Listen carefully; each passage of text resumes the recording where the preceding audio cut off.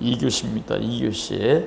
1교시 굉장히 중요한 거 있었죠. 그래서 여러분들이 잘 정리하셔야 돼요. 표현대리, 협의의 문건대리, 그 다음에 무형의 주인, 무형의 전원의 뜻을 갖다 알고 계셔야 되고, 절대적 무효가 뭐고 상대적 무효가 뭐고, 그 다음에 취소할 수 있는 법률행위 4가지가 있었고, 우리끼리 그걸 갖다가 취소하지 않겠습니다. 의사표시를 하게 되면 취소할 수 있는 추인이 되는 것이고요.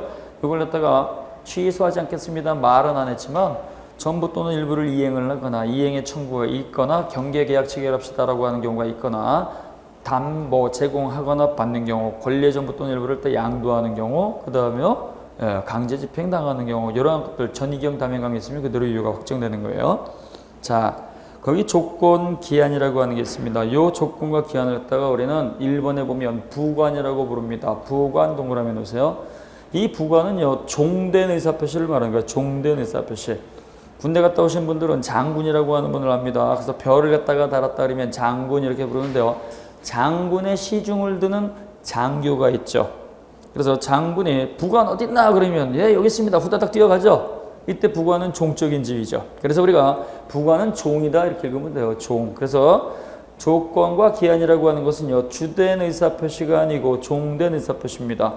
주택관리사 시험에 합격하면 자동차를 드릴게요. 그러면 합격하면 요건 뭐요? 요거는 종된 의사표시로서 조건이라고 부르는 거예요. 조건. 금년도 추석이 되면 자동차를 드리겠습니다. 그러면 금년도 추석은요 100% 오는 거죠. 100% 오는 건 우리가 기한이라는 말을 쓰는 거예요. 그래서 조건 기한이라고 하는 것은 요거는 부관이라고 부릅니다. 그 다음 페이지 넘어가시면은요, 이러한 종된 의사표시 부관은 모두 몇 가지가 있느냐? 우리 민법은 3가지를 인정을 해줍니다. 그래서 법률행위의 부관 종된 의사표시는 조건 동그라미 놓으시고, 기한 동그라미 놓으시고, 부담 동그라미 놓으세요. 조건 기한은 민법 총칙에다가 규정을 해놨으니까 일반 규정이란 말을 씁니다. 민법 총칙에 있으면 일반 규정, 총칙에 없고 물권, 채권에 흩어져 있으면 개별 규정이란 말을 씁니다. 그래서 부담은요, 민법 총칙에 없고 채권이라든가 상속에 들어가 있습니다. 채권에 부담부 증여, 그 다음에요 상속에 부담부 유증. 그럼 부담이 뭐냐? 부담은 의무를 말하는 거예요. 의무. 내가 너한테 5억짜리 부동산을 갖다가 공짜로 주는데 은행에다가 1억을 빌리고 저당권 설정이 되어 있어. 그 1억 원을 네가 갚는 조건으로 줄게. 그러면 이때 증여받는 사람은 5억짜리 부동산을 공짜로 받지만 1억 원을 갖다가 갚을 의무를 부담하죠. 의무가 붙어있는 증여를 부담부 증여, 부담부 증여. 자, 그 다음에 조건 나와 있습니다. 조건 동그라미 놓으시고, 장래 동그라미 놓으시고, 불확실한 사실 밑줄. 이게 제일 중요한 거예요. 그래서 조건과 기한은 전부 다 미래의 사실을 갖다가 조건과 기한으로 할 수 있습니다. 따라서 현재 또는 과거의 사실은 당사자가 몰랐다고 하더라도 민법에서 말하는 조건과 기한이 될 수가 없어요. 조건과 기한은 전부 다 미래의 사실입니다. 미래의 사실. 자, 그 다음에요, 정지 조건 나와 있습니다. 정지 조건은요, 조건이 완성이 되면 효력을 발생시켜 주는 거예요. 효력을 발생시켜 주는 거. 합격하면 자동차 드리겠습니다. 그러면 합격하면이란 미래의 사실이 완성이 되면 자동차 받을 권리가 발생하는 거죠. 그러니까 요 발생시켜 주는 조건을 정지 조건. 그 밑에 보면 해제 조건 이렇게 나와 있습니다. 해제 조건. 해제 조건은요, 불확실한 사실이 완성이 되면 지금 가지고 있던 효력을 소멸하는 거예요. 소멸하는 거. 주택관리사 시험에 불합격하면도 이것도 조건이죠. 합격할 수도 있고 불합격할 수도 있으니까 불합격하면 여태까지 지원했던 생계비 보조를 중단하겠습니다. 떨어지면 돈 안 주겠다는 얘기예요. 그러면 여태까지 돈 받을 권리가 있었는데 불합격하게 되면 돈 받을 권리가 사라지는 거죠. 그래서 현재 발생되고 있던 권리를 갖다가 없애버리고 소멸하는 건 해제 조건. 그래서 없애면 해제 조건, 발생시켜주면 정지 조건. 쉬운 거죠. 그 다음에 6번에 보면 가짜 조건들이 있습니다. 이 가짜 조건은 뭐냐? 조건이라는 글자는 붙어있지만 민법에서 말하는 조건이 아니라고 하는 거예요. 그래서 시험 문제도 나왔던 겁니다. 다음 보기 중 민법상 조건이 아닌 걸 고르면 이건 가장 조건을 고르라는 얘기예요. 조건이라는 글자는 다 붙어있는데 가짜 조건. 자, 그래서 거기 151조 조문이 있습니다. 불법 조건이라든가 기성 조건이 있는데요. 1항에 보면 불법 조건입니다. 조건이 선량한 풍속, 기타 사회 질서에 위반한 것 가르쳐주시고 이걸 불법 그래요. 불법 조건일 때에는 그 법률행위는 당연히 전부 무효입니다. 조건만 떼고 나머지 유효다 그러면 안 돼요. 그래서 일부가 잘못되면 전부 무효가 원칙이기 때문에 불법 조건이 붙어있는 경우 어떤 경우냐? 사람을 파묻어주면 돈 드릴게요. 돈 주는 게 목적인데요. 파묻어주면이라고 하는 게 있어요. 파묻어주면 요건 조건이죠. 파묻을 수도 있고 안 파묻을 수도 있잖아요. 그래서 파묻어주면 요거는 불법이죠. 그러니까 이런 불법 조건을 갖다가 붙여버리게 되면 사회 질서를 갖다가 무너뜨릴 수 있고 풍속을 해칠 수 있기 때문에 요건 전부 무효가 되는 겁니다. 전부 무효. 당신이 나하고 첫 계약을 유지하게 되면 돈 줄게. 이것도 역시 불법 조건이죠. 불법 조건이니까 이것도 전부 무효가 되는 거예요. 전부 무효. 자, 2항에 봅니다. 조건이 조건 동그라미 놓으시고요. 법률행위 당시에는 계약 체결 당시 이렇게 하면 돼요. 계약서를 썼을 때 이미 성취한 것 가르쳐줬어요. 이미 성취한 것. 그러면 계약서 쓰기 전 과거에 완성이 된 거죠. 과거에 완성이 된 조건을 갖다가 우리는 기성조건이라고 하는 거예요. 기성조건. 이 기성조건이 정지조건이면 조건의 의미가 없습니다. 따라서 조건이 있으나마나 한 거니까 조건 없는 법률행위로서 언제나 유효가 됩니다. 그러나 해제 조건이면 그 법률행위는 무효가 되는 거예요. 무효. 자, 이 151조 2항도 시험 문제 엄청나게 많이 나옵니다. 예를 들어서 갑이라고 하는 사람이 을이라고 하는 요 사람한테 자동차를 갖다가 증여하는 계약을 맺는 거예요. 자동차 증여 계약. 내가 자동차 한 대를 줄게. 자동차 한 대. 근데 여기 조건이 있어. 어떤 조건이냐면 주택관리사 시험에 합격하면 자동차 한 대를 갖다가 공짜로 줄게요. 이렇게 계약을 맺어요. 알았어 주세요 그랬는데 언제 맺었느냐? 11월 28일 날 증여계약을 맺었습니다. 근데요 주택관리사 합격 통지는 보통 11월 둘째 주에 발표가 납니다. 큐넷 산업인력관리공단에서 연락이 옵니다. 11월 14일 날 축하드립니다. 합격하셨습니다. 합격했다는 요 사실이 완성이 된 거예요. 그러면 법률행위 계약 체결 당시에 조건이 이미 과거에 완성이 된 거죠. 합격한 사람한테 자동차 주겠다고 했으니까 합격이라고 하는 사실은 떼버리고 자동차 바로 주면 되겠죠. 그러니까 합격했으니까 바로 내놔 바로 주장할 수 있어요 없어요? 있다는 얘기죠. 조건 있으나 마나죠. 그러니까 조건 없는 법률행위가 된 거예요. 조건 없는 법률행위. 우리 선생님들이 시험에 합격했는데요. 그놈이 와가지고 뒷북 치는 거예요. 뒷북 치면서 뭐라고 하느냐. 당신이 시험에 합격하면 자동차 드릴게요. 이미 합격한 사람한테 합격하면 자동차 드리겠습니다. 그러면 합격함이란 그 말의 의미는 있으나 마나한 거죠. 그러니까 조건 없이 바로 유효가 확정되는 거예요. 바로 유효가 확정된다. 근데요. 또 이런 의사표시를 하는 경우가 있습니다. 주택관리사 시험에 합격하면 더 이상 장학금을 갖다가 지급하지 않겠습니다. 장학금 지급을 갖다가 않겠다.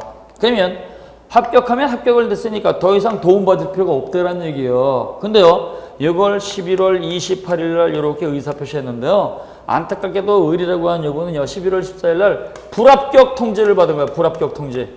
불합격 통지를 딱 받은 사람한테 합격하면 장학금 안 주겠습니다. 이건 의미가 없죠. 무효요. 왜? 불합격이 됐으니까 계속 줘야 되겠죠. 그러니까 안 주겠다는 건 무효가 되는 거, 안 주게 됐다는 거. 합격하면 장학금을 갖다가 안 주는 거 해제 조건이죠. 그래서 기성 조건이 해제 조건이면 무효가 되는 거예요. 무효. 시험장에 가셔가지고요.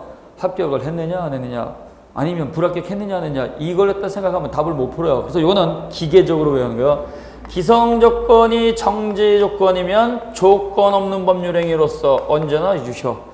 기성 조건이 해제 조건이면 이때에는 효력이 소멸할 일이 없으니까 무효. 소멸시켰다는 건 무효죠. 읽으면 뭐요? 기정조 기해무. 기정조 기해무. 기성 조건이 정지 조건이면 조건 없이 유효. 기성 조건이 해제 조건이면 무효인 법률행위. 아주 많이 나옵니다. 거의 100% 모든 민법 시험에 나오는 거. 모든 민법 시험. 자, 그 다음에요. 그 밑에 보면 3항에 보면 조건 동그라미 놓으시고 법률행위 당시 역시 똑같이 계약 체결 당시에 이미 성취할 수 없는 것 가르쳐 주시고 이미 성취할 수 없는 것은 가능한 거예요, 불가능한 거예요?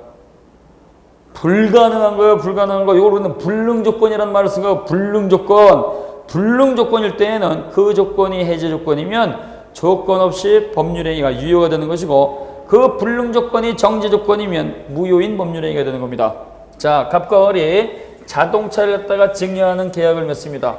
자동차 증여 계약을 갖다가 매는 이렇게 증여 선물하는 계약을 맺는데요. 갑이 그래요. 을한테 자동차 하나 줄게. 자동차 한 대. 자동차 한 대를 갖다가 이렇게 증여를 합니다. 증여를 하는데요. 이때 뭐라고 하느냐? 서쪽에서 해가 뜨면 서쪽에서 해가 뜨면 서쪽에서 해가 뜨는 거는 가능해요? 불가능해요? 불가능한 겁니다. 지구상에 있으면은요 무조건 해는 동쪽에서 뜨도록 돼 있어요. 서쪽에서 해가 뜨면 자동차를 갖다 드리겠습니다. 그랬더니 우리나라는 동쪽에서 뜨지만 외국은 서쪽에서 뜨는 나라가 있지 않을까요? 미치는 소리입니다. 그래서 지구상에 있으면은요 무조건 동쪽에서 뜨기 때문에 해는 서쪽에서 뜨는 게 불가능한 거예요. 그럼 뭐요? 서쪽에서 해가 뜨면 즉 불가능한 사실이 발생하면 주겠다고 하는 거니까 줄 일이 없는 거죠. 그러니까 이건 뭐요? 무효. 해가 뜨면 주겠다. 불가능한 조건이 완성이 되면 주는 거니까 불능 조건이 정지 조건이죠.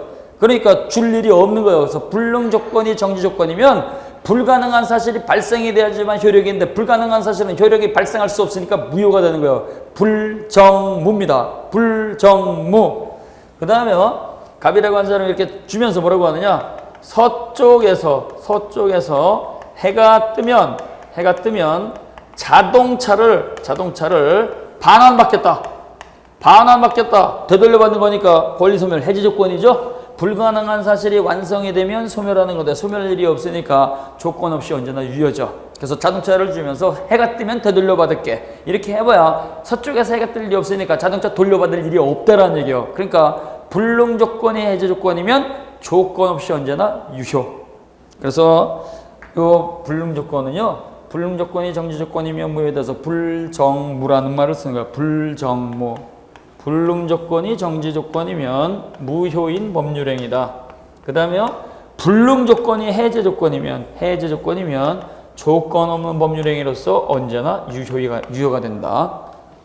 이거 이제 기계적으로 우선미리 알고 계셔야 돼요. 주무시기 전에 그냥 3번만 이렇게 머릿속에다가 한 번씩 떠올리면 돼요. 기성조건이 정지조건이면 조건 없이 언제나 유효, 기성조건이 해제조건이면 무효, 불능조건이 정지조건이면 무효, 불능조건이 해제조건이면 유효. 이렇게.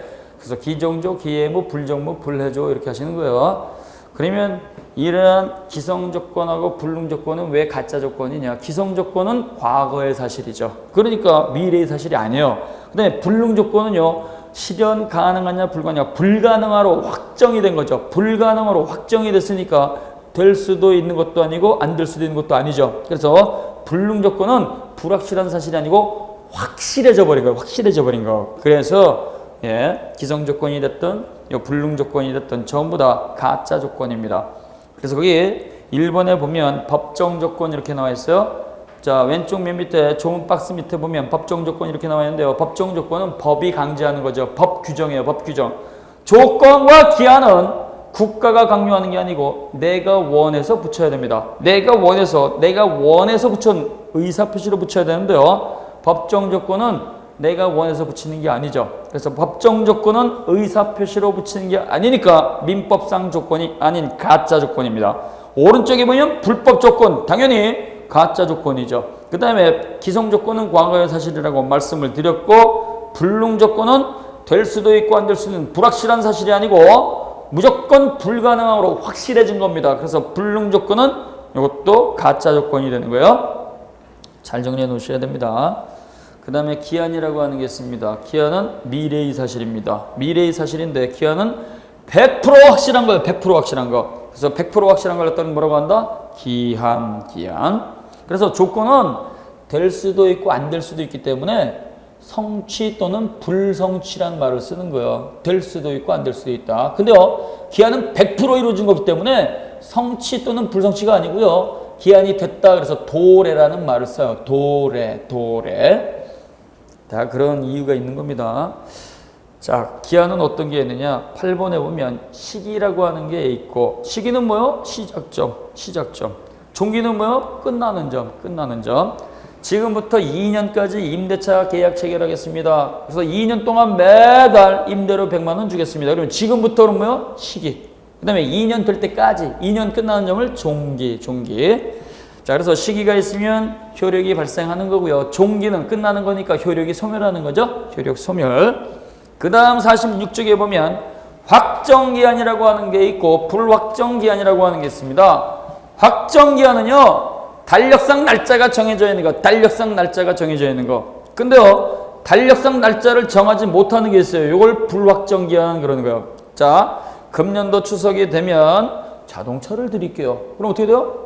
추석은 100% 날짜가 정해져 있잖아요. 그래서 금년도 추석이 되면 이게 확정기한이에요. 그 다음에 금년도 성탄절이 되면 12월 25일 날 이것도 날짜가 정해져 있는 거죠. 그래서 달력상 날짜를 갖다 정할 수 있으면 확정기한이라는 말을 써요. 근데 100% 이루어지지만 날짜를 정하지 못하는 게 어떤 게 있느냐. 금년에 첫눈이 내리면 자동차 한 대를 선물하겠습니다. 그러면 금년에 첫눈은 100% 옵니까 안 옵니까? 어떤 분이 그래요? 네가 어떻게 알아?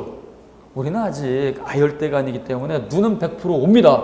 100% 오는데 10월 말에 올지 11월 초에 올지 아니면 12월 달에 올지 이걸 날짜를 정할 수가 없죠. 그래서 금년에 첫눈이 내리면 요건 불확정기한이에요. 그 다음에 너네 할아버지가 돌아가시면 생계비 지원을 할게. 너네 할아버지가 돌아가시면 조부님이 사망하시면 이거 뭐요? 이거 불확정기한이죠. 사람은 100% 돌아가십니다. 단지 언제 돌아가실지 날짜를 정할 수가 없는 거예요. 그래서 우리가 사망하면 이게 바로 불확정기한입니다. 불확정기한. 자, 그 다음에 기간이라고 하는 게 있어요. 기간은요, 시간 계산을 말하는 거예요. 시간 계산. 그래서 이 시간 계산을 왜 넣어놨느냐. 우리가 다른 사람한테 돈 받을 외상대금 채권이 있다. 다른 사람한테 물건을 빌렸을 권리가 있다. 그러면요, 이러한 권리를 갖다가 우리는 집안 대대로 대물림하느냐, 대물림하지 않습니다. 시간의 효력이 완성이 되면 돈 받을 권리라든가 물건을 빌렸을 권리를 없애버리는 제도가 있어요.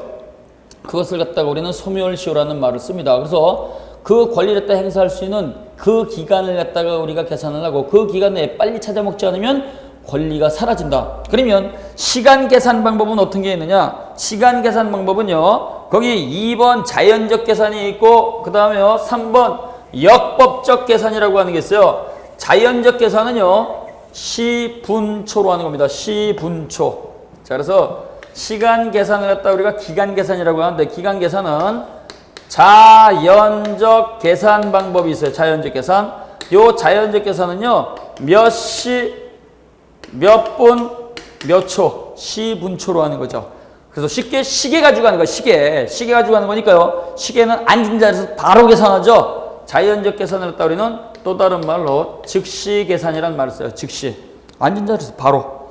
갑이라고 하는 분이 공원에서 자전거를 갖다가 빌려주는 사람입니다. 자전거 임대업을 하는 거예요. 자전거를 갖다가 여러 대 갖다 놓고 공원에서 1시간 타는데 3,000원 이렇게 빌려주는 업을 하시는 분이에요. 지금은 이런 직업이 많이 없는데요. 남이섬이라든가 그다음에 여의도 예전에 광장이 있었을 때 가게 되면은요, 자전거 빌려주는 경우가 있었어요. 자, 해가지고 자전거를 딱 빌려주는데 1시간에 얼마인가요? 그랬더니 3,000원 이렇게 얘기를 해요. 3,000원. 그럼 자전거를 따가 하나 이렇게 빌려서 타는데요, 요거 내가 3,000원 드릴게요. 해가지고 자전거 빌려 타기로 계약을 맺는데요, 오후 2시 32분 17초입니다. 그러면 지금부터 1시간 그러면 어떻게 돼요? 1시간이니까 앉은 자리에서 계산하면 되죠? 3시 32분 17초. 요때 되돌려 줘야 된다는 얘기예요. 이렇게 자연적 계산은 몇 시, 몇 분, 몇 초, 1분, 1초도 틀리지 않으니까 아주 명확하지만 쪼존하죠. 그죠? 이렇게 정확하게 지키는 게 가능해요, 불가능해요? 이게 불가능한 거예요. 이걸 딱 자전거 탁 열심히 타고 있다가요, 요때 딱 와가지고 32분 17초 딱 맞춰가지고 여기 있어요! 이렇게 주는 거. 죽치고 앉아가지고 이렇게 하면 가능하겠지만 자전거 타다가 정신이 팔리면 조금 빨리 올 수도 있고 늦게 올 수도 있잖아요. 그러니까 이때는 요 갑이라고 하는 사람이 뭐라 그래요? 3시 40분까지 갖고 오세요. 이렇게 할 수 있죠. 그러면 법에 의해서 계산하는 건 이렇게 나와 있지만 당사자가요, 별도의 특약을 붙여가지고 이것 말고 특약대로 3시 40분까지 갖고 오세요. 그러면 그 특약이 유효가 되는 거예요. 그 특약. 그래서 자연적 계산의 뜻, 요걸 갖다가 알겠습니다. 자연적 계산은 뭐요? 시계 가지고 하는 거. 시계는 몇 시, 몇 분, 몇 초가 있죠. 그러니까 1분, 1초도 틀리지 않고 아주 명확하다는 장점은 있지만 너무 복잡하니까 이대로 지키는 게 불가능한 경우가 많다는 얘기예요. 따라서 명확하지만 지키는 게 힘들기 때문에 당사자의 특약이 있으면 그 특약이 언제나 유효. 그 다음에 주로 많이 쓰는 것이 바로 역법적 계산입니다. 역법적 계산. 역법적 계산이죠. 역법적 계산이라고 하는 것은요, 요거는 말 그대로 달력 가지고 하는 거예요. 달력 가지고 하는 거. 자, 그래서 달력에는 뭐가 있느냐? 며칠이라고 하는 게 있고, 몇 주라고 하는 게 있고, 몇 년이라고, 몇 개월이라고 하는 게 있죠. 그래서 몇 개월이라고 하는 게 있고, 그 다음에 몇 년이라고 하는 게 있는 거예요. 그래서 일주월년으로 계산하는 거예요. 일주월년. 지금부터 10일 있다가, 열흘 있다가 반환하겠습니다. 지금부터 4주 있다가 되돌려 드릴게요. 지금부터 3개월 있다가 되돌려 드릴게요.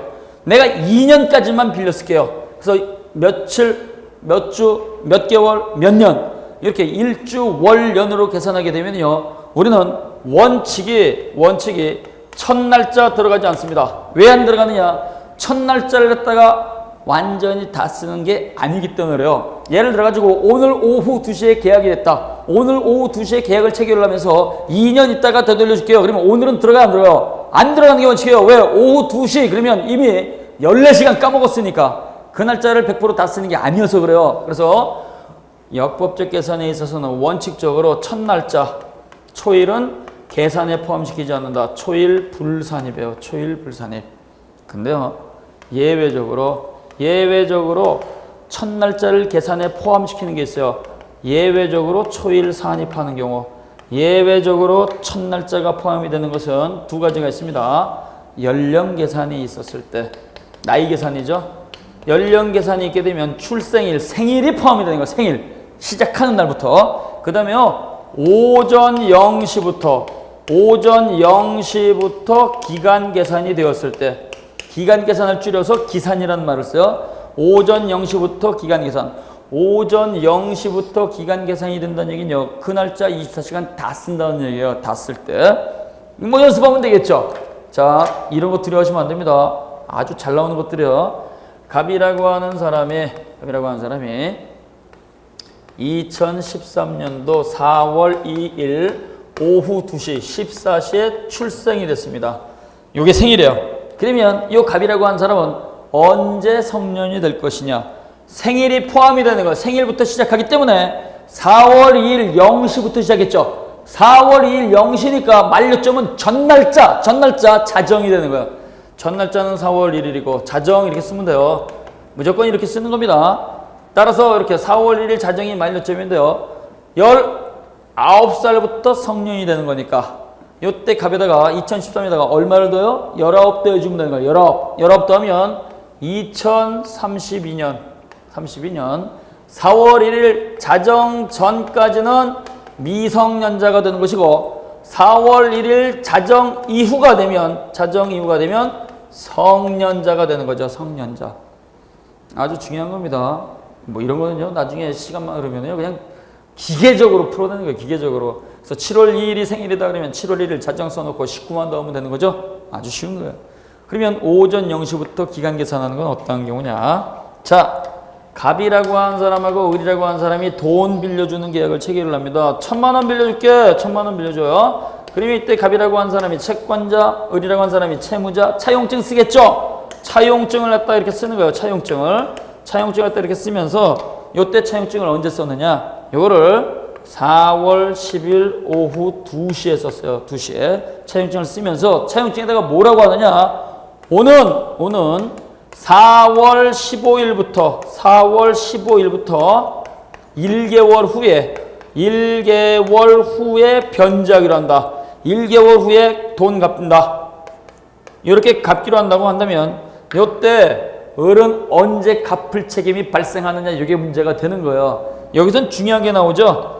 4월 10 요때 차용증을 쓰는데 요 시작하는 날은 4월 15일이죠. 4월 15일은 지금 온 거예요? 앞으로 올 거예요? 앞으로 올 거잖아요. 4월 10일에 이렇게 썼으니까. 그죠? 앞으로 올 거니까. 지금 안 온 거죠? 그러니까 오는 그러면 4월 15일은 0시부터 24시간 다 들어가죠. 그러니까 4월 15일 0시부터 시작하니까 0시. 만료점은 어떻게 돼요? 14일 자정이죠. 하루 전날이니까. 14일 자정. 그리고 1개월이니까 5월이죠. 그래서 5월 14일 자정 이후부터는 변제 책임이 발생하는 거야. 변제 책임. 쉽죠? 오늘부터 그럼 어떻게 돼요? 오늘 빼는 거예요. 오는 그럼 뭐요? 오는 그러면 앞으로 올 거니까 포함이 되는 거죠. 요거 잘 계산하면 되는 거예요. 자, 그래서 거기 쭉 읽어보시면 되고요. 그 다음에 소멸시효라고 하는 게 나옵니다. 이 소멸시효는요, 제목 잘 기억을 하셔야 돼요. 소멸이라는 글자가 붙어 있고 시효라는 글자가 붙어 있습니다. 소멸은 없애버리는 것이고 시효는 뭐요? 시간의 효력이 완성이 됐을 때죠. 시간의 효력이 완성이 되면 외상대금 채권도 사라지고 물건을 빌렸을 권리가 사라지는 겁니다. 권리자는요, 자기가 갖고 있는 권리를 갖다가 빨리빨리 찾아 먹어야 돼요? 그냥 묻어놔야 돼요? 어떻게 생각하세요? 빨리 찾아 먹어야 돼요. 그래야지 부지런한 사람이 되는 거예요. 국가는요, 부지런한 사람을 보호하는 거예요. 그래서 우리가 게으른 사람은 국가가 도와주질 않습니다. 그래서 빨리빨리 네 거 찾아 먹어서 이게 뭐예요? 그게 권리 능력이에요. 아니, 내가 너한테 권리를 갖다 인정을 해줬는데 왜 권리 안 찾아 먹어? 넌 게으른 자니까 우리가 못 도와줘. 그러니까 게으른 자는 권리 주장하지 마. 이런 제도를 갖다 우리는 소멸시효라는 말을 쓰는 거예요. 소멸시효. 그래서 일정한 시간이 경과해서 효력이 완성이 되면 자기가 돈 받을 권리라든가 그 다음에 물건을 빌렸을 권리를 갖다가 국가가 없애버립니다. 왜? 너 그 권리를 갖다가 주장하지 않았으니까 넌 게으른 자야. 게으른 자니까 가! 너 권리 주장하지 마. 이런 제도가 있다는 거 꼭 기억을 하셔야 돼요. 자, 그래서 이때 권리 불행사의 상태. 그래서 셋째 줄 보시면 권리 불행사의 상태를 그대로 인정을 해버려가지고 권리 소멸을 인정한 제도를 말한다. 권리 없애버리는 제도이다. 이렇게 하시면 돼요. 권리 없애버리는 제도.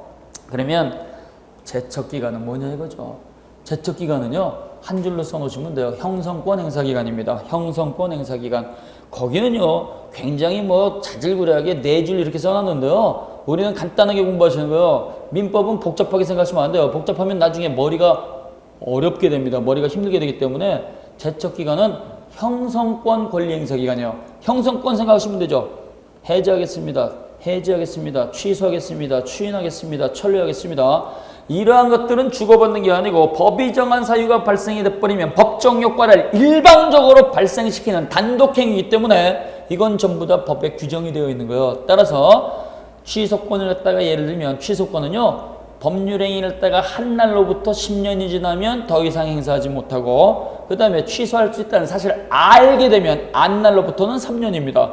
따라서 이러한 것들은요, 법이 그 기간을 갖다가 강제하는 기간이기 때문에 그 기간이 지나면 장래를 향해서 더 이상 취소권 행사를 못하는 거죠. 그래서 우리가 제척기간은 어떤 권리 행사 기간이냐 이렇게 물어보면요, 형성권 행사 기간이에요. 형성권 행사 기간. 형성권 행사 기간. 자, 그 다음 48쪽에 보면 소멸시효하고 제척기간의 구별이라고 하는 게 나와 있습니다. 소멸시효하고 제척기간은 어디에서 차이가 있느냐라고 하는 거예요. 자, 그래서 소멸시효라고 하는 게 있어요. 소멸시효. 그 다음에요, 제척기간이라고 하는 게 있어요. 제척기간. 차이점. 자, 그래서 소멸시효하고 제척기간은 대상 권리가 달라요. 소멸시효는요, 채권 또는 채권적 청구권을 대상으로 합니다. 채권 또는 채권적 청구권, 요걸 갖다가 대상으로 하는 것이 소멸시효예요. 형성권은, 제척기간은 형성권이라고 그랬죠? 그래서 제척기간은 형성권 행사기간입니다. 자, 여기 채권 또는 채권적 청구권인데요.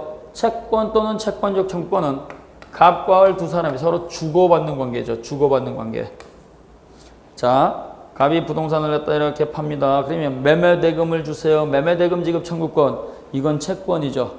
채권은 그놈에게만 주장할 수 있는 거예요. 그놈에게만. 따라서 이때 매매대금을 받을 수 있는 권리는 권리가 발생한 때로부터 10년의 소멸시효에 걸리는 게 원칙이에요. 그 다음에요, 돈 다 줬습니다. 돈 다 주게 되면 매도인을 상대로 해가지고 등기 내놔라고 하는 소유권 이전 등기를 청구할 수 있죠. 소유권 이전 등기 청구는 채권입니까? 물권입니까?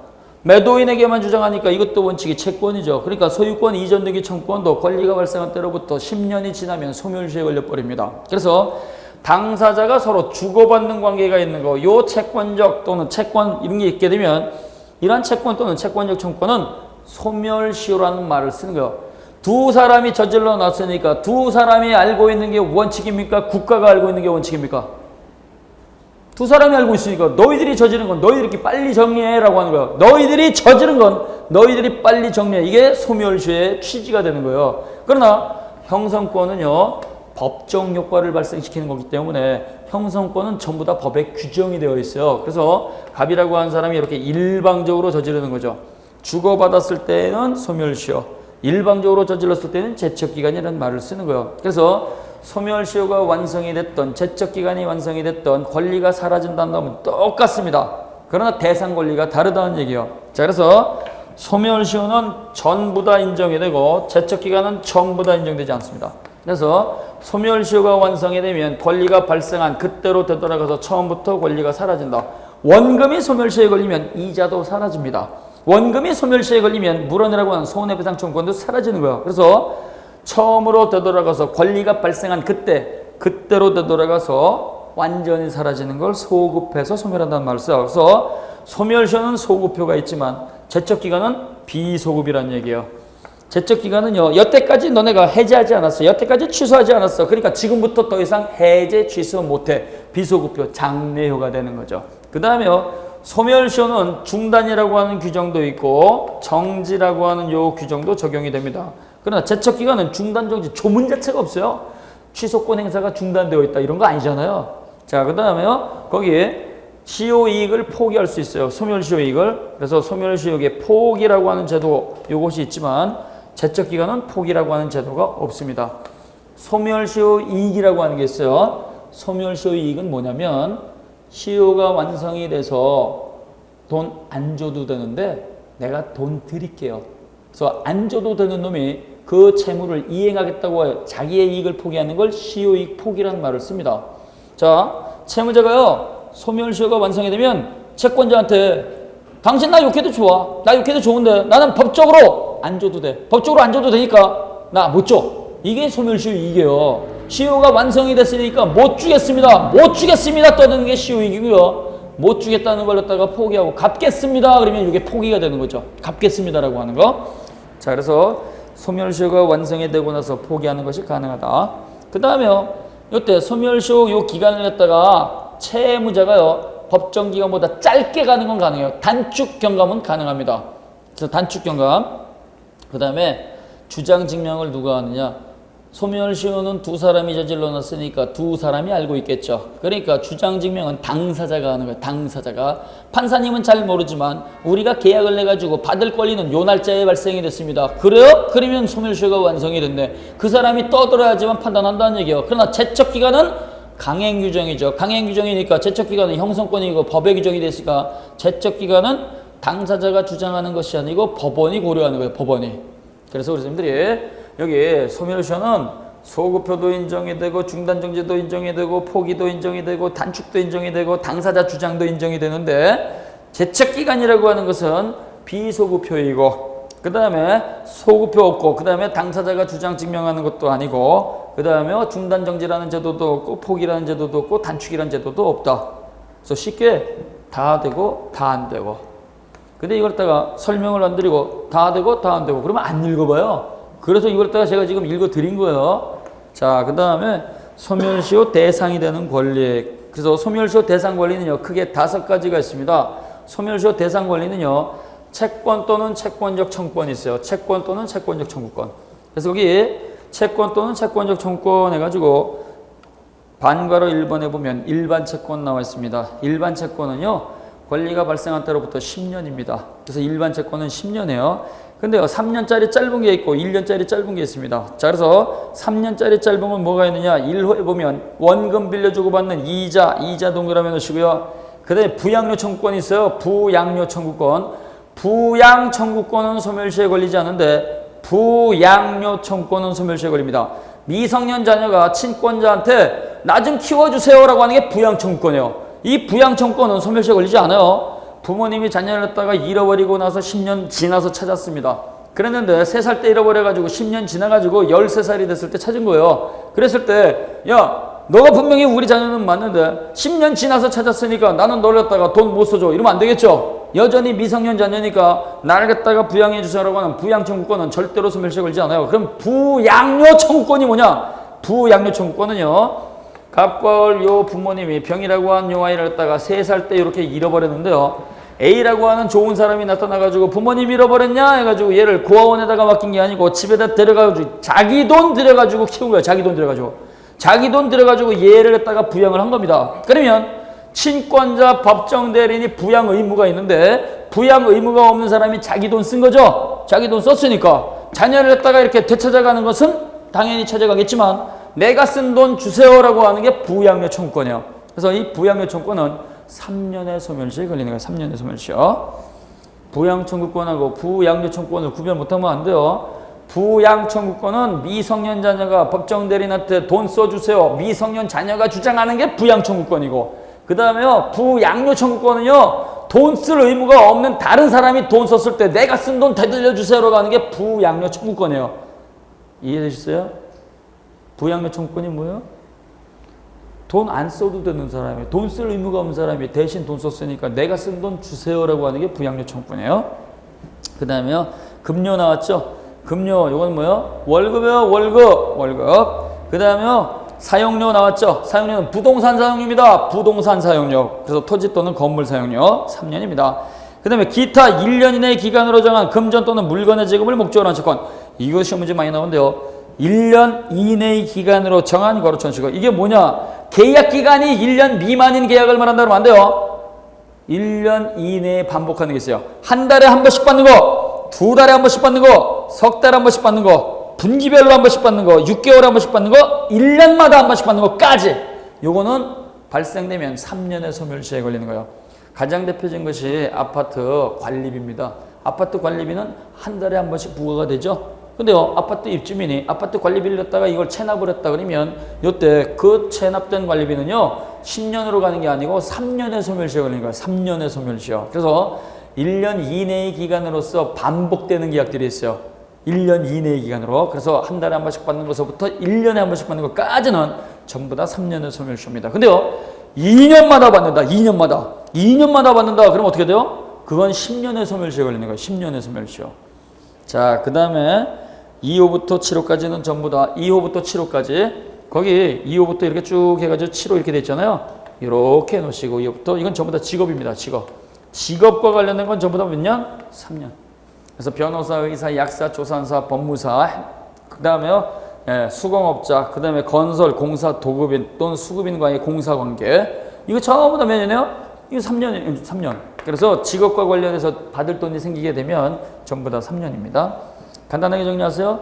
이자, 부양료 청구권, 부동산 사용료, 그 다음에 1년의 기간으로서 이렇게 반복되는 채권들, 그 다음에 월급, 급료는 월급이잖아요. 월급은 3년의 소멸시효, 3년의 소멸시효. 그 다음에 오른쪽에 보면 1년짜리가 있어요. 1년짜리는요 먹고 마시고 놀고 즐거운 거예요. 먹고 마시고 놀고 즐거운 거. 먹고 마시고 놀고 즐거운 거는요 그 기쁨이 오래 갑니까? 짧게 사라집니까? 아침에 밥 먹으면 점심 때 밥도 먹어야 돼요. 그래서 우리가 의식주에 관련된 것은요 이거는 자꾸 짧게 소멸하는 거기 때문에 1년의 소멸시효입니다. 식당에 가서 외상을 먹었다. 도망 다니다가 1년 지나면 법적으로는 갚을 의무가 없습니다. 도덕적으로는 욕먹겠지만. 그래서 우리가 의식주에 관련된 건 전부 다 1년입니다. 법에는 직업의 규천이 있습니까? 없습니까? 법에는 직업의 규천이 있습니다. 법에는 직업의 규천이 없다. 그건 잘난 인간들만 얘기하는 거예요. 그래서 법에는 직업의 규천이 있어가지고요. 직업에 관련된 월급은 원칙이 3년이라고 공부를 했는데 직업 가운데서 연예인의 월급, 그 다음에요 노역인의 월급은 3년이 아니고 1년입니다. 그래서 거기 보시면 자 3호를 보시면 노역인 이렇게 나와 있어요. 노역인이 누구냐? 흔히 비속어로서 노가다 이런 분들이 있잖아요. 이런 분들을 갖다 노역인 그러는 거예요. 이렇게 몸으로 일하는 거 아무나 하는 것 아닙니다. 아무나 하는 것 아닌데요. 아유 내가 일시적으로 할 거야 이런 생각으로 출발을 했는데 그게 끝까지 가는 경우가 있죠. 예, 일시적이라는 뜻으로 출발을 했다는 얘기예요. 그 다음에 연예인 있죠. 연예인은 뭐예요? 광대입니다. 광대는 즐거움을 주는 거죠. 우리가 개그 콘서트를 했다가 봤다. 지금은 뭐 인기가 많이 떨어졌다고 하는데요. 개그 콘서트를 했다 보면 일주일 내내 그 개그 콘서트 웃었던 내용이 기억에 남습니까? 아니면 새하얗게 잃어버립니까?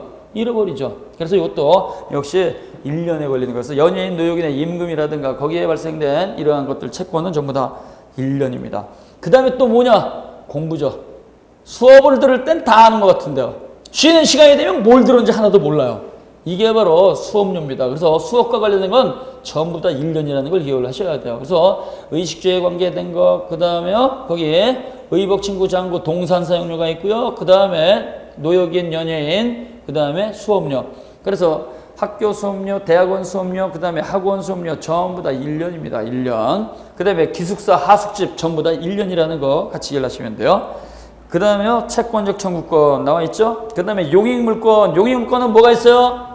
용익물권 지전이죠. 지상권, 지역권, 전세권 20년 소멸시효입니다. 지상권, 지역권, 전세권은 빌려 쓸 권리가 발생했는데요. 빌려 쓸 권리가 발생했는데도 불구하고 빌려 쓰지 않으면 20년 지나면 소멸이요.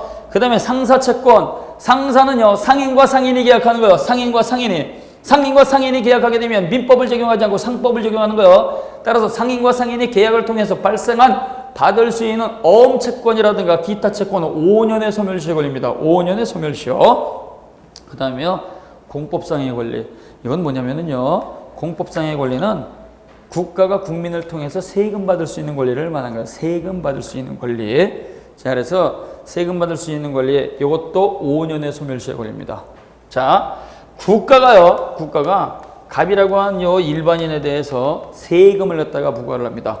국가가 이렇게 세금 줘! 세금을 갖다가 이렇게 거둘 수가 있는데요. 이 세금을 갖다가 국가가 받아간다 해서 공법상 권리가 되는데, 이 공법상 권리는 이것도 세금 받을 권리가 발생한 때로부터 5년이에요. 5년. 5년이 지나면 국가가 게을렀기 때문에 세금을 갖다가 고지서를 딱 끊으면 안 돼요. 근데 소멸시효가 완성이 됐는데도 불구하고 국가가 고지서를 갖다가 끊었어요. 고지서를 보냈어요. 그랬는데 일반 국민이 그 세금이 소멸시효가 완성이 됐다는 사실을 모르고 국가에다가 세금을 냈어요. 세금을. 뒤늦게 알았습니다. 그러면 이때 세금을 갖다가 내놓고 국가한테요. 아, 내가 모르고 세금 냈어요. 되돌려줘. 세금의 반환을 청구할 수 있을까요? 없을까요? 이런 경우하고 이런 경우도 있어요. 갑이라고 하는 사람이 식당 주인인데요. 을이라고 하는 요놈이 외상을 갖다가 많이 먹었습니다. 도망 다녔습니다. 도망 다니고 나서 길거리에서 1년 지나서 붙들렸어요. 안 내도 되는데요. 요걸 갖다가 모르고 요때 외상 대금 채무 요걸 갖다 변제를 했어요. 갚았어요. 외상값을. 그러면 요때 요 사람한테 뒤늦게 찾아가가지고 아, 내가 그 소멸시효가 완성이 돼가지고 안 줘도 되는데 모르고 줬으니까 돈 내놔! 이렇게 반환받는 거 돼요, 안 돼요? 안 되는 거예요. 우리는 돈 떼먹는 게 목적이 아닙니다. 돈 떼먹는 게 목적이 아니고 돈 갚는 게 원칙인데요. 게을러가지고 못 받았으니까 너 주지 말라고 하는 이런 권리를 갖다가 부여한 것이지 돈 떼먹어 이게 아니에요. 따라서 나는 법적으로는 갚을 의무가 없습니다. 못 줘. 이러면 되는데요. 그걸 모르고 갚았다 그러면 도덕적으로 할 일 한 거죠. 따라서 이때는 반환 청구를 못 하는 거예요. 근데 국가가요. 소멸시효가 완성된 세금을 갖다가 고지서를 딱 끊었을 때 일반 국민이 모르고 납부하게 되면요. 이건 반환 청구할 수 있다는 걸 기억을 하셔야 돼요. 그래서 내가 모르고 냈으니까 세금을 되돌려 주세요. 이건 당연히 주장할 수 있는 거예요. 왜? 요 갑이라고 하는 일반인은 세금에 대해서 알지를 못해요. 알지 못하니까 고지서가 나오면 이걸 그대로 날짜를 갖다가 맞추지 못하면 연체료가 붙는구나. 두려우니까 일단 내놓고 보죠. 그렇기 때문에 세금을 모르고 냈을 때에는 당연히 되돌려받을 수 있다. 그러나 일반인들 사이에서 모르고 줬을 때는 못 돌려받는다. 이렇게 기억을 하셔야 됩니다. 자, 그 다음에 5번 소멸시효의 기산점. 기산점은 뭐요? 소멸시효가 시작하는 점. 소멸시효가 시작한 점은요. 권리 발생한 때로부터. 권리가 발생을 해야지만 내 권리 줘 이걸 따를 수 있기 때문에 권리가 발생한 때가 바로 기산점이 되는 거예요. 그래서 권리를 행사할 수 있는 때. 이 말은 권리가 발생한 때. 권리가 발생한 때. 그 다음에 6번에 보면 소멸시효의 중단이라고 하는 게 있어요. 1년이 됐든 3년이 됐든 10년이 됐든 소멸시효가 쭉 시작하고 있는데요. 중간에 소송을 냈다가 제기를 했다. 법원에 가서 권리자가요. 내가 저놈한테 받을 게 있어. 돈 받도록 나를 갖다가 도와주세요. 소송을 제기하게 되면 자기의 권리를 행사하기 시작한 거죠. 그러면 시효가 중단되는 거예요. 시효가 중단된다. 그래서 시효 중단 사유는 50쪽에 보면 거기 청구라고 하는 게 있고 그 다음에 압류, 가압류, 가처분이 있고 그 다음에 승인이라고 하는 게 있어요. 거기 소멸시효 중단 사유가 나와 있습니다. 소멸시효 중단 사유. 권리 불행사의 모습이 쭉 진행하고 있는데요. 요 소멸시효를 갖다가 중단시키는 중단 사유는 거기 1호에 보면 청구라고 하는 게 있고 그 다음에 압류, 그 다음에 가압류, 그 다음에 가처분, 그 다음에 승인이라고 하는 제도가 있어요. 승인. 자, 여기 청구, 압류, 가압류, 가처분이라고 하는 것은 채권자가 하는 거예요. 채권자, 돈 받을 권리가 있는 사람이. 그 다음에 승인이라고 하는 것은 채권자가 하는 게 아니고 요건 채무자가 하는 겁니다. 채무자가. 그래서 승인은 뭐냐면 갚겠습니다라고 하는 거예요. 갚겠습니다를 갖다 우리는 뭐라고 불러요? 승인. 채무자가 갚겠습니다 하는 것이 채권자가 갚겠습니다 하는 말 아니잖아요. 그래서 승인은 갚겠습니다라는 말을 하는 거예요. 갚겠습니다. 자, 청구는 내놔라고 하는 거죠. 이 청구는요, 크게 6가지가 있습니다. 6가지. 재파지 화임체라고 하는 게 있어요. 재파지 화임체. 재판상 청구가 있고요. 파산 절차 참가가 있고요. 지급명령 신청이라고 하는 게 있고요. 화해를 위해서 법원에 불려가는 화해를 위한 소환이 있고요. 그 다음에 임의 출석이라고 하는 게 있고 최고라고 하는 게 있습니다. 최고. 이 6가지를 갖다가 합쳐가지고 우리는 청구 그러는 거예요. 그래서 이 청구는요, 가장 대표적인 것이 재판상 청구입니다. 거기 반가로 1번에 나와 있죠. 재판상 청구는 뭐냐? 소송을 제기하는 거예요. 소송. 법원에 가가지고 판사님 내가 저놈한테 받을 게 있습니다. 받을 게 있으니까 돈 좀 받게 해주세요. 소송 제기하는 거예요. 그래서 재판상 청구는 소송을 제기하는 것이다. 그 다음에 파산 절차 참가라고 하는 게 있어요. 제목만 알고 계시면 돼요. 그래서 파산 절차 참가는요, 채무자가 파산을 신청을 한 거예요. 파산을 신청을 하게 되면 법원의 판사가 채권자들한테 당신들 돈 받을 게 있지 빨리 뛰어와, 알았어요 내가 갈게 해가지고 파산 절차에 들어가는 걸 따가 파산 절차 참가합니다. 그러면 돈 받을 권리자가 게으르게 가만히 있는 거예요? 아니면 자기 돈 받기 위해서 뛰어가는 거예요? 뛰어가는 거니까 부지런한 거죠. 그 다음에요, 지급명령 신청이라고 하는 게 있어요. 지급명령 신청은요, 판사님 내가 그놈한테 돈 받을 게 있는데 그놈이 돈 안 주니까 판사님 그놈한테 빨리 주라고 명령 좀 해주세요 라고 하는 게 지급명령 신청이에요. 역시 이것도 돈 받기 위해서 주장하는 거죠. 그 다음에요, 화해를 위해서 법원에 불려가는 거예요. 자, 판사가 불러냅니다. 판결까지 가면은 너무 불리한 거니까 미리미리 결정을 할게요. 내가 화해를 지선할 테니까 채권자 법원으로 와 해가지고 법원에 가면 자기 권리 주장하는 거죠. 그 다음에요, 임의 출석. 임의 출석은요, 소액 사건. 우리가요, 돈 받을 게 100만 원이다, 200만 원이다, 300만 원이다 이렇게 금액이 작다고 한다면요, 변호사를 선임하게 되면 변호사 선임 비용이 더 나가게 돼버려요. 그래서 변호사를 선임하지 않고 내가 직접 소송을 진행하는 걸 임의 출석이라는 말을 씁니다. 그래서 이런 임의 출석과 같은 것도 법원에 가서 권리 주장하는 거죠. 따라서 재파지, 화임 이런 것들은요, 법원에 가서 그 절차를 갖다가 진행하게 되면 시작하자마자 시효가 중단되는 겁니다. 시작하자마자. 근데 최고는 달라요. 최고는요, 이건 법원에 가는 게 아니에요. 최고는 내용증명 띄우는 거예요. 내용증명 최고장 띄운다 그러잖아요. 최고장을 띄우게 되면은요, 요걸 3통을 작성을 해가지고 우체국으로 가는 거예요. 우체국은 법원이 아니잖아요. 그러니까 재파지, 화임 5가지는요, 법원에서 하는 거니까 절차를 시작하면 그 즉시 소멸시효가 1년, 3년, 10년짜리가 중단이 돼버리는 거예요. 멈추게 되는데 최고장은 보내게 되면은요, 그 즉시 중단되는 게 아니고 최고장 100날 보내봐야 소용이 없어요. 최고장 보내고 나서 6개월 이내에 재파지, 화임, 그 다음에요, 압류, 가압류, 가처분 별도의 절차를 시작을 해야 돼요. 그 절차를 시작을 하게 되면 절차를 시작한 때부터 시효가 중단되는 게 아니고 그 절차 시작하기 전 6개월 전 최고장서부터 6개월 전 최고서부터 시효가 중단된다. 지금 이렇게 말씀을 드려도 이거 굉장히 어려운 겁니다. 그래서 여러분들이 일단 들어놓고 들었었어 이것만 생각하시면 돼요. 나중에 들으면 되기 때문에. 그 다음에요, 압류라고 하는 게 있어요. 압류는 판결문이 존재하는 거죠. 확정 판결문을 갖다가 갖고 가가지고 판결대로 집행하겠습니다. 그래서 이거는 판결하고 나서 판결 들고 가는 거예요. 승소했습니다. 승소하게 되면 패소한 사람이 승소한 사람한테 이행을 해야 되잖아요. 채권자가 승소해가지고 채무자한테 받아야 되는데 채무자가 이행을 안 하면 국가 집달관을 갖다 데리고 가지고 채무자 재산에다가 딱지 붙이는 것들 있잖아요. 그게 압류라고 하는 거예요. 압류. 그 압류가 있게 되면 어떻게 돼요? 시효가 중단되는 거예요. 중단. 근데요, 판결 전에 하는 게 있어요. 판결 전에. 소송 들어가기 전에. 이게 가압류 가처분이에요. 내가 저놈한테 받을 게 있어요. 근데 저놈이 돈을 갖다가 빼돌릴 것 같아. 빼돌릴 것 같으니까 그 돈 손대지 마. 그 돈 손대지 마. 소송하기 전에 돈에 대해서 손대지 마. 그러는 걸 가압류 그래요. 예금 채권이라든가 다른 사람한테 돈 받을 권리, 임대차 보증금이라든가 채권이라든가 이런 걸 갖다가 손대지 마. 흔적을 남기는 게 가압류고요. 행동을 하지 마. 행위를 금지하는 걸 가처분이라는 말을 써요.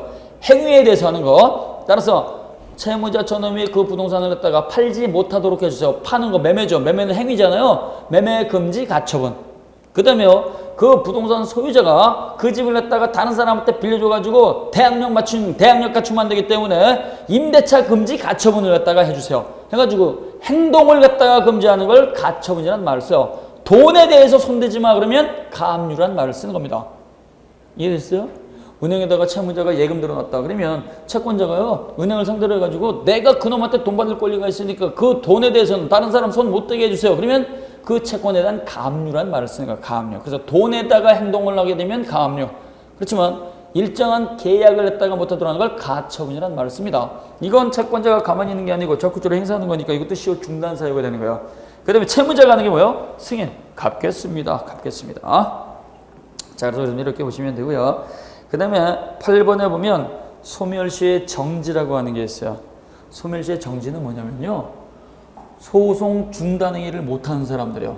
그래서 내가 저놈한테 분명히 돈 받을 게 있어. 돈 받을 게 있는데요, 법원에 가야 되는데 법원에 가지 못하는 사람들 있어요. 법원에 가지 못하는 사람들. 그래서 정지 사유는 어떤 게 있느냐, 제한 능력자를 위한 정지가 인정이 되고요. 그 다음에요, 상속인을 갖다가 위한 정지가 인정이 돼요. 상속인. 그 다음에 부부 사이에서 인정이 되고, 그 다음에 천재사변이 있을 때 이건 중단이 아닙니다. 이건 정지 사유예요. 따라서 기간을 갖다가 조금 더 줘요. 유예 기간을 줍니다. 그래서 소멸시효가 중단이 되면 다시 처음부터 1년, 3년, 10년 이렇게 시작이 돼버리는데요. 요거 제한 능력을 이유로 해가지고 정지가 됐을 때는요, 다시 10년을 갖다가 시작하는 게 아니고 요거는 그 즉시 시효가 완성이 돼버리는 거예요. 완성. 자, 그래서 중단이 있을 때는 어떻게 돼요? 절차가 끝나면 10년으로서 다시 시작해요. 10년 새롭게 시작하는 거예요. 새롭게. 과거에 되돌아가서 전부 다 시간을 없애버리고 다시 10년 시작하게 되는데요. 이건 되돌아가는 게 아니고, 그래, 정지시켜줬는데 법원에 안 갔어? 그러면 시효는 완성된 거야. 완성되는 거. 새롭게 시작하면 중단이라는 말을 쓰고, 다시 시작하는 게 중단이에요. 정지는 뭐요? 그냥 끝이야. 끝. 자, 그래서 제한능력자는 단독으로 소송을 못합니다. 단독으로 소송을 못하니까 제한능력자는 성년자가 됐거나 능력자가 되고 나서 6개월을 더 줘요. 6개월. 야, 네가 조치를 해. 너 법정대리인 없었지? 법정대리인 만들어내서 6개월 더 줄게. 법정대리인 없이 네가 능력자가 됐으니까 6개월 더 줄게. 6개월을 더 줬는데 얘가 법원에 안 갑니다. 그러면 시효 완성. 그 다음에요, 상속인은 살아있는 사람이죠. 그러니까 돌아가신 분이 어떤 채권을 갖고 있는지 알 수가 없어요. 그러니까 돌아가신 분 그 재산을 갖다가 확인할 수 있도록 6개월을 주는 거예요. 6개월. 그 다음에 부부가 있습니다. 부부.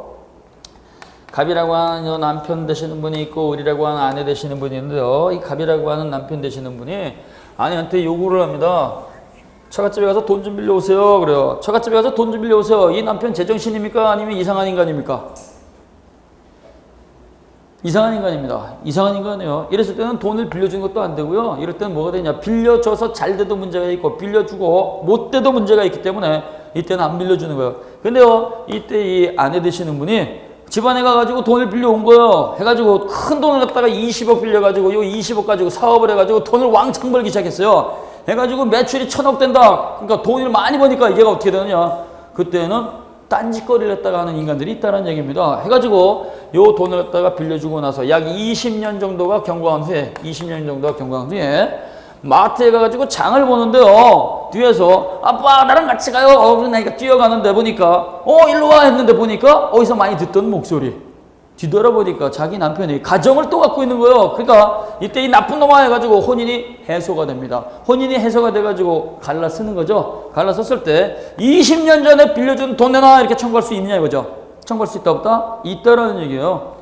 부부 사이에서는요, 법원에 가면 소송을 받아주지 않습니다. 부부 사이에서 내가 남편한테 돈 받을 게 있어요, 아내한테 돈 받을 게 있어요. 그러면 두 분이 잘 알아서 말로 하세요. 그리고 되돌려보내는 거예요. 그러니까 부부 관계가 유지가 됐을 때에는 아내 남편에 받을 수 있는 돈을 갖다가 소송을 제기를 못해요. 하고 싶어도. 그러니까 혼인이 해소가 되고 난 다음에 이때는 그 6개월 동안에 과거에 완성된 요걸 갖다가 여전히 돈 되돌려받을 수 있는 거예요. 그래서 부부 사이에서는 소멸시효가 완성되는 게 아니고 소멸시효가 정지되어 있는 겁니다. 정지되어 있으니까 혼인이 끝나고 나서, 혼인이 해소가 되고 헤어지고 나서 6개월 지나기 전까지 옛날 돈 내놔 그러면 요때값이라고 한 사람이 20년 지나서 시효가 완성이 돼서 못 줘 이런 말 못해요. 그때는 되돌려 줘야 된다는 얘기죠. 되돌려 줘야 돼. 그러나 6개월이 지나면 그때는 못 돌려받는 거예요. 6개월을 더 주는 거예요. 그 다음에 천재사변. 천재사변은 1개월만 더 줍니다. 1개월. 법원에 가서 소송하려고 했습니다. 법원에 가서 소송하려고 했더니 하필이면 북한에 있는 불장난 좋아하는 미친 돼지 한 마리가 미사일 갖다가 하나 딱 떨어뜨려가지고 법원이 무너져 내렸습니다. 그러면 건물이 사라졌죠. 건물이 사라지게 되면 다시 그 법원을 이사할 수 있는 기간을 주는 거예요. 그래서 여기는 1개월만 더 주는 거예요. 1개월. 그래서 홍수가 났다, 화재가 났다, 지진이 있었다, 전쟁이 났다 그래가지고 법원 건물이 무너져 내리면은요, 요때는 다른 장소에서 법원을 갖다가 이렇게 기능을 할 수 있도록 1개월을 더 주는 거예요. 1개월. 그래서 6개월 또는 1개월이 지나면 조치가 없었으니까 다시 10년 시작하는 게 아니고 이때에는 바로 시효가 완성된 것이다. 이게 정지 사유가 되는 거예요. 그 다음에 52쪽 거기에 10번에 보면 소멸시효익 나와 있죠? 10번. 아까 말씀드렸죠? 소멸시효익이 뭐예요? 시효가 완성이 됐으니까 못 갚아라고 하는 거예요. 그러니까 간단하게 생각하셔도 돼요. 못 줘. 거기다 써는 거예요. 못 줘. 못 줘. 이렇게 떠들 수 있는 게 뭐예요? 이게 소멸시효익이에요. 그래서 못 줘. 안 줘도 되는 거예요. 근데 안 줘도 되는데 내가 사장님하고 여태까지 같이 사업을 했다 했기 때문에 나는 드릴게요. 안 줘도 되지만 드릴게요. 그러면 소멸시효익 포기라는 말을 쓰는 거예요. 소멸시효익 포기. 자, 이렇게 해가지고 총칙까지가 이제 다 끝난 겁니다. 제가 총칙을 왜 이렇게 상세하게 했느냐? 12월 말까지 다 끝내야 되기 때문에 그래요. 이것만 우리 선생님들이 반복해서 이렇게 해놓으시면은요, 10월 달에 민법 총칙 기본 강의가 들어갈 때는요, 처음 오신 분들하고 이걸 듣고 연습하신 분들하고 읽는 속도가 다릅니다. 읽는 속도. 그 다음에 물권하고 채권은 총칙하면서 우리가 진행할 거니까 물권은 전형 물권 8가지만 제가 저번에 한번 설명드리고 복습 한번 할 것이고요. 그 다음에 채권은요, 마지막 시간에 우리가 제3자를 위한 계약하고 몇 가지만 살펴보도록 할 겁니다. 잠깐 쉬었다가 물권 정리하도록 하겠습니다.